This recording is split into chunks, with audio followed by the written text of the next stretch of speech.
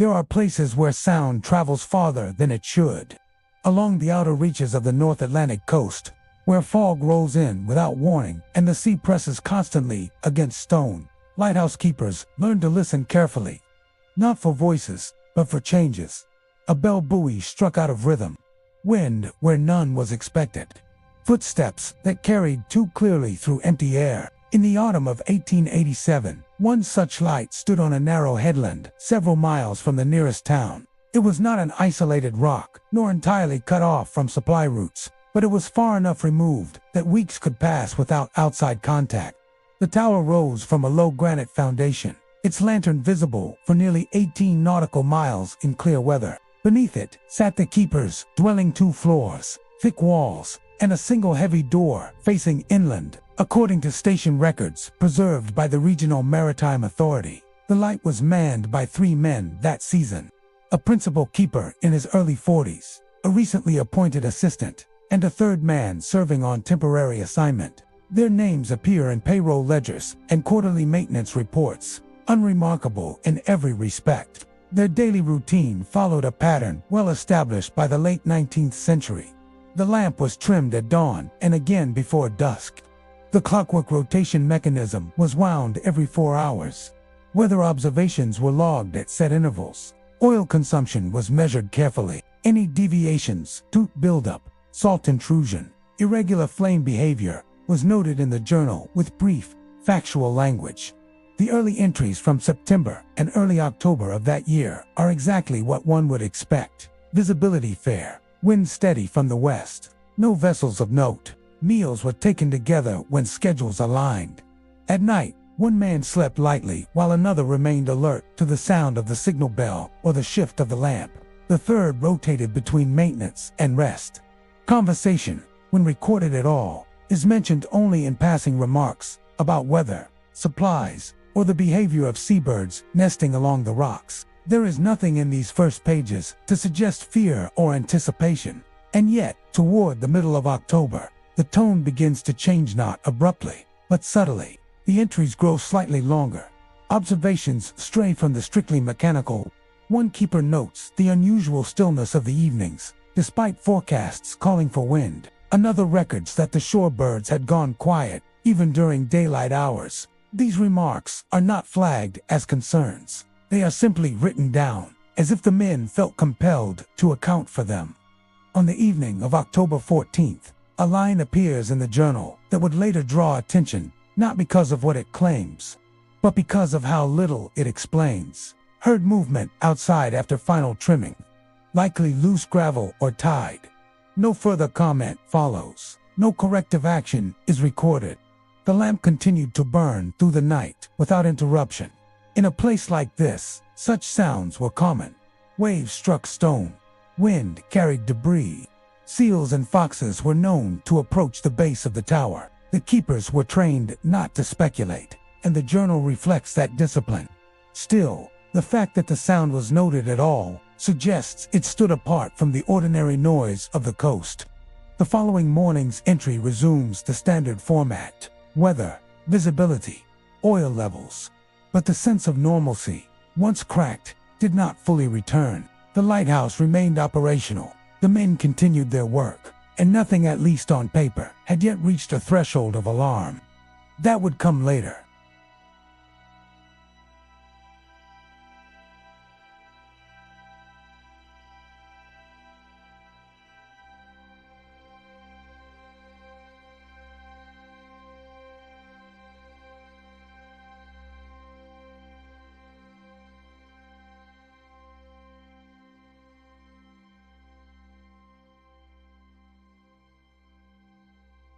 Outside, conditions were poor but not unusual.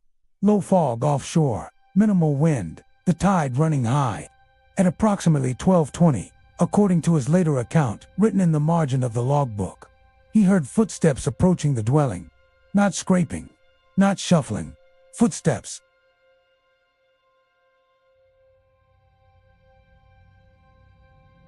The sound carried clearly across the packed earth and gravel, growing louder as if someone were walking with purpose toward the door. It never came. Instead, the steps slowed just short of the threshold.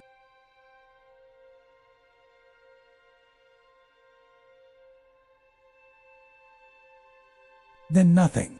Assuming a delayed signal or hesitation, the keeper waited.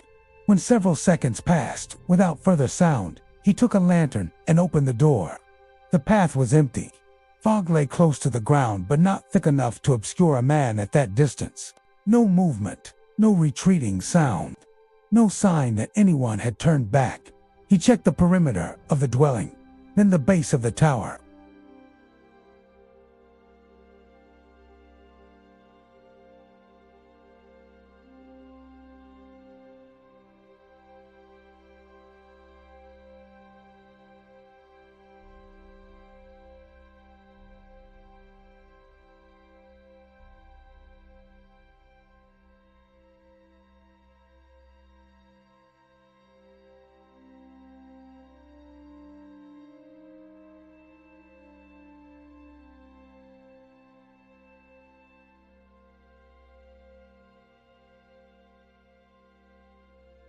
But 2 nights later, it happened again.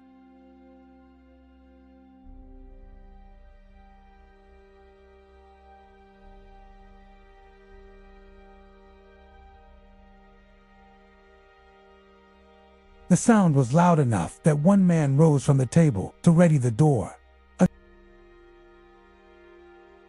Again, they stopped. The men waited in silence, listening for the expected knock, the clearing of a throat, some acknowledgement of presence. Nothing followed.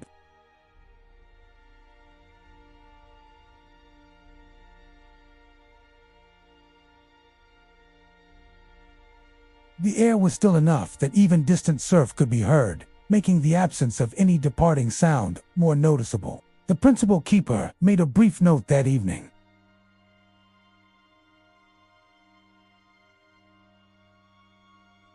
No speculation was added. Over the following days, rational explanations were tested quietly.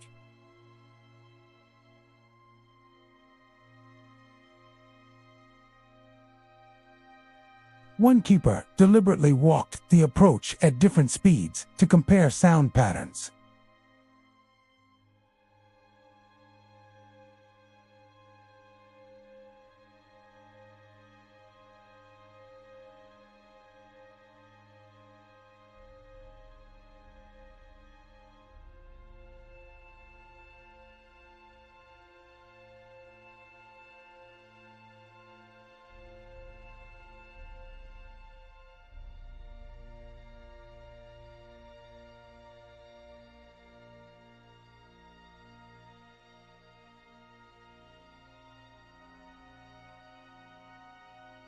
By late October, the men no longer questioned whether the sounds were real. The uncertainty had shifted instead to why they continued and what they signified. The footsteps returned on 3 consecutive nights, not at the same hour and never in the same pattern.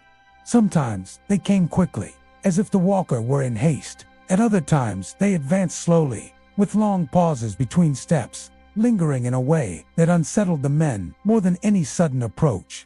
What remained consistent was where they stopped, always at the same distance, just beyond the door, close enough that the grain of the wood seemed to carry the expectation of a knock that never followed. The journal entries grow more precise during this period. One keeper notes the number of steps he believed he heard 12 from the bend in the path, then for slower ones near the dwelling. Another records that the sound occurred during a lull between waves, when the sea offered no interference. These are not the words of men inventing stories for themselves. They read, instead, like attempts to anchor the experience in measurement. The men began responding differently. On the first night of repetition, the assistant keeper opened the door at once, lantern raised, scanning the fog. On the second, they waited in silence for nearly a full minute before doing so. On the third, no one moved at all. They remained seated at the table, listening. The steps came. They slowed, they stopped, and then, after a pause longer than any before, they withdrew, fading, not in retreat, but in absence, as though the sound itself had simply ceased to exist. That withdrawal was new. Until then, the footsteps had ended abruptly, with no indication of direction. Now there was the suggestion, however, faint, of departure. Yet no one could say which way the sound had gone. No tracks were found the following morning. The ground showed signs of normal disturbance, wind marks, scattered stones, but nothing that corresponded to the weight and rhythm they believed they had heard. Sleep became irregular. One man reported waking to the impression that someone was moving inside the dwelling, only to find the others accounted for and the rooms unchanged. Another wrote that he dreamt of the path repeatedly, though he did not elaborate. There is a notable entry, dated October 26th, written in a different hand than the surrounding notes, likely added after the fact. Sound heard again. Cannot ascribe to tide, bird, or animal with confidence. It is the first time the journal openly admits uncertainty. The Lighthouse authorities had strict expectations regarding record-keeping. Unfounded claims were discouraged, and keepers were warned against sensational language. That this line appears at all suggests the men felt the need to justify their silence as much as their concern. Despite this, no external report was filed. Supply schedules remained unchanged. The men did not request relief. The lamp continued its cycle, the beam cutting through fog as reliably as ever. Yet there is evidence, small but telling, that the keepers were no longer thinking solely as caretakers of the light. The inland door, once opened freely during daylight hours, was now kept closed except when necessary. Tools were moved closer to the living quarters. The lanterns were checked more often, their wicks trimmed slightly higher than required. None of this is remarked upon directly. It is inferred from changes in inventory notes and maintenance logs. The footsteps themselves never crossed the threshold. They did not test the door. They did not circle the building. They did not call out. They only came as far as the men would allow themselves to imagine someone standing, and then they stopped. The night that altered the men's understanding of what they were hearing came without warning. It was October 30th, near the end of the month, when the weather turned abruptly. A cold front moved in from the north, bringing with it a sharp drop in temperature and a wind that rose and fell unpredictably. Fog gathered low and dense, pressing close to the ground rather than lifting out to sea.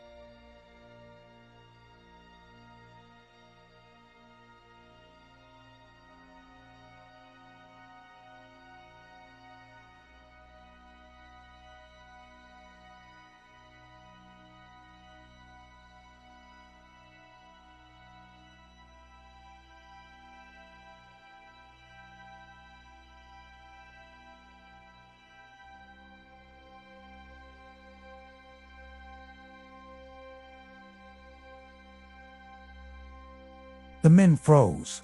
The sound was unmistakable, measured, upright, too deliberate to be debris, too evenly spaced to be an animal scrambling over a rock. The steps moved around the base of the tower. They passed beneath the lantern room, then toward the dwelling. The men could track the sound by its rhythm alone. Each footfall placed where no person should have been able to walk comfortably in darkness. One keeper later wrote that it was not the presence of the sound that disturbed him most, but its confidences, though the walker knew the ground intimately. When the footsteps reached the door, they did not stop immediately. They lingered. The men heard a shift of weight, then another, a pause long enough that one of them later admitted he expected to hear the door handle turn. It did not. Instead, something changed. The sound moved upward, not climbing the tower steps. Those were enclosed and would have echoed differently, but ascending along the outer wall, as if circling higher before fading out entirely. The journal entry from that night is the longest on record for the season.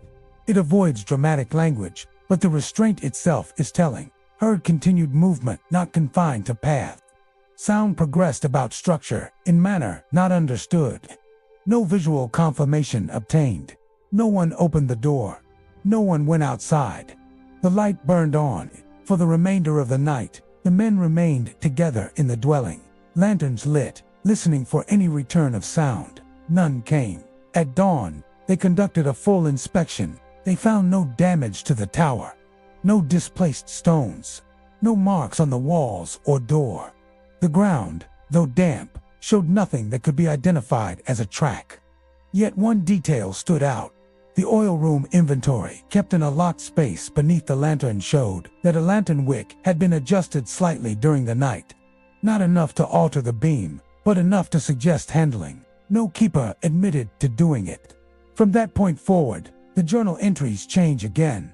They become shorter, more guarded, and after October 30th, the footsteps are no longer described in detail. They are referenced only obliquely, if at all, as if the act of recording them had itself become something the men were reluctant to continue. Whatever line had been crossed that night, it was not one the keepers wished to define. They simply knew they had reached it.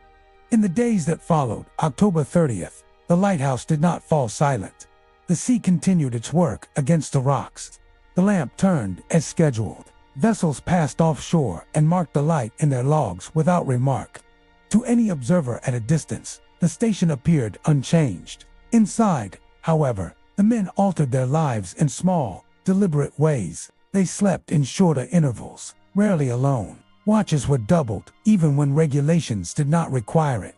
Conversations were kept practical and brief, and the journal, once a place for careful observation, became almost austere. Entries returned to weather, oil, and visibility, stripped of anything that might invite interpretation. There is only one indirect acknowledgement of what had occurred. On November 2nd, the principal keeper recorded a request for additional lamp oil and replacement wicks earlier than scheduled. No explanation was given. The quantities requested were modest, but the timing was unusual. It suggests an effort to ensure uninterrupted operation, regardless of fatigue or conditions. The footsteps did not resume in the same way. No clear approaches to the door were recorded after that night. No measured cadence along the path. No lingering pause at the threshold. Instead, the men reported only to another isolated sounds that resisted description. A single step where none should be. The faint impression of movement above, when all three were below. A sense, noted once in the margin of the journal, that the tower felt occupied even when it was not. That marginal note is brief and never expanded upon. It appears once and is never repeated. Psychologically, the change was evident in subtler records. One keeper requested relief at the end of his assignment rather than extending, as was common practice. Another declined a temporary transfer that would have required returning the following season. Neither request cites a reason. No accusation made. When a routine inspector arrived later that month, his report described the station as orderly and properly maintained. He noted nothing irregular, and no mention of footsteps appears in his correspondence. If the keeper spoke of it to him, it was not recorded. By early November, storms began to limit visibility, and the focus shifted outward again to the sea, to the work, to the familiar demands of keeping a light burning through worsening weather. The men did not forget what they had heard, but they learned, deliberately, not to pursue it. The journal for that season ends as it began, methodical, impersonal, and quiet. Yet between its lines lies the evidence of restraint, not because nothing happened, but because something had, and it had offered no explanation that could be safely written down. The footsteps, once approaching, had withdrawn. What remained was the knowledge that they had reached a door, at least one sand, that the door had not been opened. When the year closed and the logs were archived, the lighthouse passed quietly into routine history. There is no final entry marking the end of the strange occurrences. No summary. No warning. The journal simply stops with the last scheduled notation of oil usage and weather conditions, followed by the keeper's signature, as required. Later reviews of the station, records conducted years afterward for unrelated administrative reasons, found nothing formally amiss. No damage claims, no disciplinary notes, no correspondence suggesting alarm. And yet, the season of 1887 stands apart. Maritime historians who later examined the journals noticed a tonal shift midway through October. The entries grow restrained, as if written by men choosing their words carefully. Certain nights are conspicuously brief, despite known weather conditions that would normally invite comment. Most telling are the omissions. There are nights where time passes in the record without explanation, hours accounted for mechanically, but with no narrative detail at all. For experienced keepers, this was unusual. The journal was not merely a requirement, it was a safeguard. Silence in its pages often indicated deliberate restraint rather than oversight. No official inquiry was ever opened. No folklore grew immediately around the lighthouse. Nearby towns recorded no rumors at the time. No sensational accounts in local papers. Whatever the keepers experienced remained contained within the walls of the station and the limits of their duty. Years later, one fragment surfaced in an oral history collected from a retired mariner who claimed to have known one of the men involved. The account is vague, second-hand, and unverified. He recalled the keeper saying only that some things came right up to the door, and that was enough. No further explanation was offered. Today, the lighthouse still stands, altered by time and repair, but fixed to the same ground. Visitors remark on its isolation. On the way, sound carries strangely along the path when fog settles in from the sea. There are no plaques mentioning footsteps, no preserved warnings, nothing that suggests the light was ever anything but a reliable marker for ships passing safely by. And perhaps that is the most unsettling detail. The men did their work. The light never failed. The door was never opened. Whatever approached in 1887 left no record that demanded belief, only traces of restraint, careful wording, and silence where explanation should have been. The footsteps, if they ever existed, ended where the records end, just short of the threshold.